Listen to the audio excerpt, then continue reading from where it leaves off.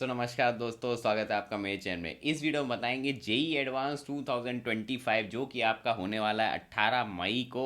लगभग 40 से 45 दिन है। ये वीडियो कभी भी आप देख रहे हो, आफ्टर मेंस या बिफोर में, कोई दिक्कत नहीं है। इस वीडियो में आपको पूरा बताऊंगा कि क्या करना चाहिए एडवांस के लिए और क्या करना नहीं चाहिए। एडवांस की प्रिपरेशन बहुत ही सिंपल होती है, लेकिन बच्चे कॉम्प्लेक्स कर देते हैं, फिर उनका सिलेक्शन नहीं होता।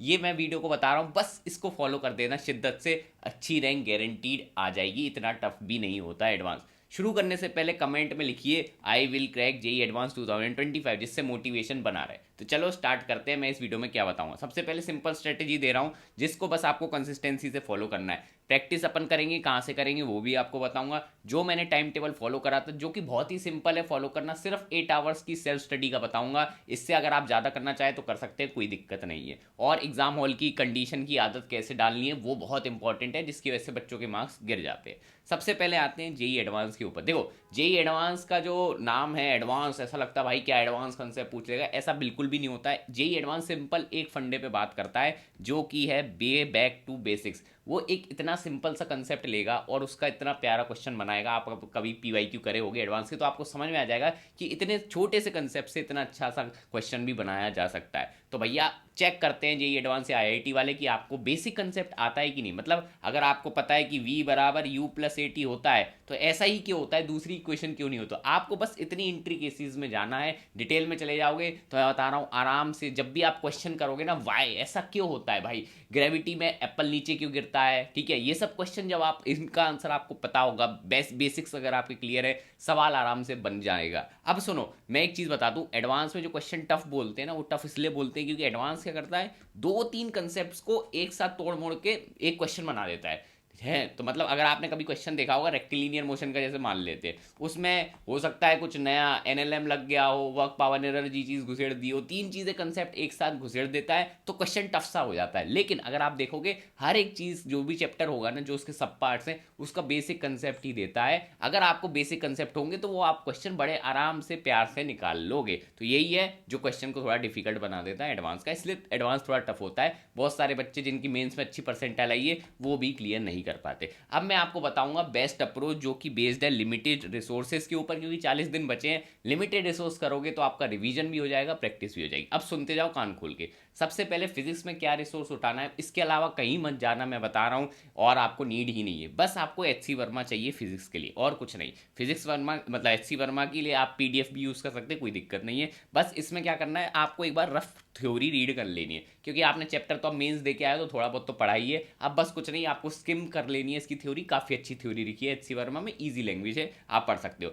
उसके बाद क्या करना है, एच सी वर्मा में सॉल्व एग्जाम्पल दे रखे हैं, सारे सॉल्व एग्जाम्पल आपको कर लेने हैं, ये मिनिमम आपको करना पड़ेगा। सॉल्व एग्जाम्पल के साथ साथ एक और चीज़ करनी है, उसके पीछे ऑब्जेक्टिव क्वेश्चन दे रखे हैं, ऑब्जेक्टिव वाले क्वेश्चन भी कर लेने हैं। ये दो करने के बाद आपका लेवल सेट हो चुका है। अब बस आपको सीधे क्या उठानी है, 47 और 40 ईयर्स की पीवाईक्यू की बुक आती है, इसका लिंक मैं डिस्क्रिप्शन में दे दूंगा, वहां से मंगा लेना है, ऑर्डर कर लेना। बस ये आपको सॉल्व करनी है एंड यू आर सॉर्टेड। और सीधे एक चीज़ याद रख लेना, जब आप ये पीवाईक्यू सॉल्व करोगे तो आप अपने बगल में एक स्टॉप वॉच रखोगे। फर्स्ट क्वेश्चन जैसे आप करते हो रेक्टिलिनियर मोशन का, आपको बस ये नोट करते जाना है कि आपको फर्स्ट क्वेश्चन में कितना टाइम लगा। तो जैसे क्वेश्चन नंबर 1 है तो इधर ही लिख लेना कि मेरे को 3 मिनट लगे, ऐसे लिख लेना। ऐसे दूसरा क्वेश्चन था, ऐसे मुझे 4 मिनट लगे। और अगर आपने मान लेते तीसरा क्वेश्चन आपसे हुआ नहीं, इसमें आपको 5 मिनट लिखे, लेकिन सॉल्व नहीं हो तो क्रॉस लगा लेना ऐसे। बस ये चीज़ अपना नोट रख लेना, इससे क्या होगा, विद टाइम आपकी स्पीड का भी आपको आइडिया लग जाएगा, कितना टाइम कितना फोकस लगते हो। जितना आप ब्रेन स्टॉर्म अच्छा कर लेंगे ना, मैं बता रहा हूँ आपकी स्पीड बढ़ती जाएगी, कोई दिक्कत वाली बात नहीं है। स्पीड का अपन टेस्टिंग पे रख देंगे, वो मैं आपको डिटेल में बताऊंगा। अब एक चीज़ मैं बता देता हूँ कैसे करना है। अब एग्जांपल देता हूँ, मान लेते हैं अपन रेक्टिलिनियर मोशन पढ़ रहे हैं, तो सबसे पहले क्या करेंगे, एच सी वर्मा से जल्दी से थ्योरी पढ़ लेंगे। उसके बाद मैंने बोला सॉल्व एग्जाम्पल कर लेंगे और ऑब्जेक्टिव कर लेंगे। ऑब्जेक्टिव करने के बाद क्या करना है, जल्दी से अपन आएंगे पीवाईक्यूज पे। पीवाईक्यूज पे जैसे ही आ गए, मतलब पीवाईक्यू की मोटी बुक होगी, सारे पीवाईक्यू को आपको लगा लेने हैं। जैसे ही आपने, और याद रखना है पीवाईक्यू बच्चे बोलते हैं सब्जेक्टिव भी लगाने थे, और सब्जेक्टिव वाले पे स्किप कर सकते हो, कोई दिक्कत नहीं है। ऑब्जेक्टिव वाले लगा लेना, और अगर वो इंटीजर टाइप है या फिर डेसिमल वाले जो नए पैटर्न पे आए वो लगा लेना। बिल्कुल पुराने वाले सब्जेक्टिव इतने रेलिवेंट नहीं होते, उससे आप थोड़ा स्किप कर सकते हैं, कोई दिक्कत नहीं है। बाकी ये लगाने के बाद आपके 80% काम तो हो गया। अब एक्स्ट्रा 20% मार्क्स कैसे लाएंगे, सुन लो। देखो, हो सकता है अगर आपने कोई क्रैश कोर्स या फिर जेई एडवांस का कोर्स दे रखा हो या कोचिंग मटेरियल ले रखा हो, तो उसके आप कुछ क्वेश्चन कर लेना एडवांस के ज़्यादा करने की ज़रूरत नहीं पड़ेगी। मैं तो ये बोलूँगा PYQ पे पहले फोकस कर लेना, और बाकी अगर आपको करना चाहो, एक्स्ट्रा टाइम बच रहा है, ये सब हो जाए PYQ बाद, तब आप ये लगा लेना। और मेन चीज़ जिससे आपके मार्क्स बढ़ेंगे वो है गुड टेस्ट सीरीज, ठीक है। इसके बारे में भी अभी डिटेल में बताएंगे, टेंशन मत लो। अब आगे चलते हैं, लेकिन आगे चलने से पहले देखो भाई, हमने जेई एडवांस के लिए 1 to 1 मेंटरशिप स्टार्ट करी है। कितने बच्चों के लिए? सिर्फ 100 बच्चों के लिए। प्राइस बहुत ही मिनिमम रखी है, 999 का है। आप साइट पे जाके बस RDS20 कोड लगा लेना, आपको इतने में पड़ जाएगा। और ये सिर्फ लिमिटेड ऑफर है, क्योंकि हमारा बैच साइज ही लिमिटेड है। इसके बाद प्राइस बढ़ जाएगी 1200, 1300, 1500, मुझे नहीं पता कितनी होगी, तो जो जल्दी आएगा उसको मिलेगी। इसमें आपको क्या मिलेगा मैं बता दूं, मेंटरशिप मिलेगी, ठीक है, प्लस फ्री टेस्ट सीरीज। आपका टेस्ट सीरीज का पंगा खत्म, कोई दिक्कत नहीं। जेई एडवांस के हाई लेवल टेस्ट मिल जाएंगे, प्लस हम आपको डेली टास्क देंगे, क्वेश्चंस देंगे मिनिमम 10, वो आपको सॉल्व करके किसी भी हालत में भेजना ही होगा हमको, ठीक है। प्लस आप हमसे कॉल सपोर्ट पे बात कर सकते हैं। और मजेदार एक बोनस और है, जो बच्चों का जेई एडवांस का कट ऑफ खत्म हो जाए, मतलब कट ऑफ जिसका निकलेगा, ठीक है, उनको आईफोन भी मिलेगा। उसके लिए क्या करना है, बस जो डिस्क्रिप्शन में फॉर्म दे रखा है वो फिल कर देना, इतना कर देना और जल्दी आ जाओ, इसमें सीट लिमिटेड है। अब आगे चलते हैं केमिस्ट्री के ऊपर। केमिस्ट्री में भी सेम अप्रोच है, ज़्यादा डिफरेंस नहीं है फिजिक्स और केमिस्ट्री में। देखो सिंपल है, इसमें मैं कोई बुक सजेस्ट नहीं करूंगा, मैं सजेस्ट करूंगा आप कोई भी कोचिंग का मटेरियल उठा लो। केमिस्ट्री का मैं यूजुअली यही बोलता हूँ कि कोचिंग मटेरियल ज़्यादा बेटर रहते हैं। अगर आप एलन में है तो एलन का उठा लो, PW में तो PW का, रेजोनेंस का हो तो रेजोनेंस का ले लो। मुझे पर्सनली रेजोनेंस का अच्छा लगता था, आप देख लो आपको किसका अच्छा मिलेगा, ठीक है। मैंने पर्सनली रेजो का फॉलो करा था। इसमें से बस आपको थ्योरी रीड कर लेनी है एक बार, बाकी आपके नोट्स वगैरह है तो बहुत ही बढ़िया, कोई दिक्कत नहीं। उसके बाद सीधे आपको क्या करना है, PYQ पे आ जाना है। PYQ ही लगाने हैं केमिस्ट्री के लिए, और कुछ एक्स्ट्रा नहीं करना। बाकी जो एक्स्ट्रा नए क्वेश्चन होंगे वो आप टेस्ट सीरीज के थ्रू सॉल्व करोगे, बस इतना सा डिफरेंस है, ये आपको करना है। फिर केमिस्ट्री की ट्रिक थोड़ी इजी होती है। अब आते हैं मैथ्स में। मैथ्स में देखो बच्चे क्या करते हैं, सिंगेज करते हैं। बहुत ही प्यारी बुक है सिंगेज, नो ऑफेंस, ठीक है, बट मैंने नहीं लगाई थी एडवांस के प्रिपरेशन पे स्पेशली, क्योंकि देखो भाई, जब तक आपके PYQ ही नहीं लगे तो तुम सिंगेज क्यों लगा रहे हो? सिंगेज तुमने पहले लगाई है, ठीक है, कोई दिक्कत नहीं, सिंगेज को मारो गोली, सीधे उठा लो PYQ। पहले PYQ करेंगे 47 ईयर्स वाले, 48 ईयर्स वाले, वो जब हो जाएंगे उसके बाद आप सिंगेज सुंगेज सब, ब्लैक बुक, काली बुक, नीली बुक, हरी पीली जो भी है सब उठाते रहना, कोई दिक्कत नहीं होगी। तो फर्स्ट प्रायोरिटी आपकी यही होगी। और कुछ बच्चे कहते हैं भैया आपने PYQ ऑलरेडी कर लिए, क्योंकि बहुत सारे बच्चों ने कर रखा है,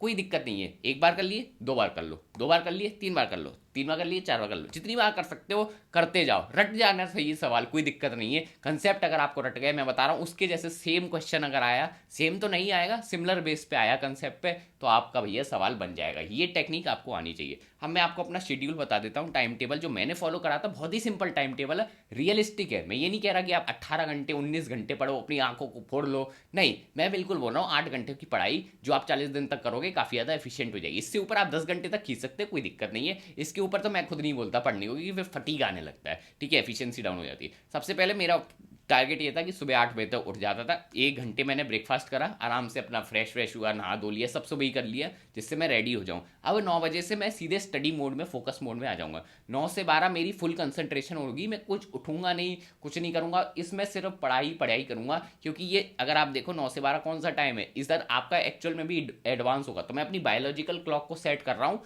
एग्जाम के लिए, ठीक है। ये आपका फ्यूचर में जब आप एग्जाम दोगे उस दिन आपको फायदा देगा, कंसंट्रेशन पीक पे होगा। उसके बाद सेकंड जो सिटिंग मेरी सबसे ज़्यादा कंसंट्रेटेड वाली होगी, 2:30 से 5:30 होगी। अब मैंने 6 घंटे तो यहाँ बता दिए, आप कहोगे भैया आप तो सिर्फ 6 घंटे पढ़ रहे थे, नहीं, इसके अलावा जो मैंने बताया वो आप अपने फ्लेक्सिबिलिटी के हिसाब से लगा लो।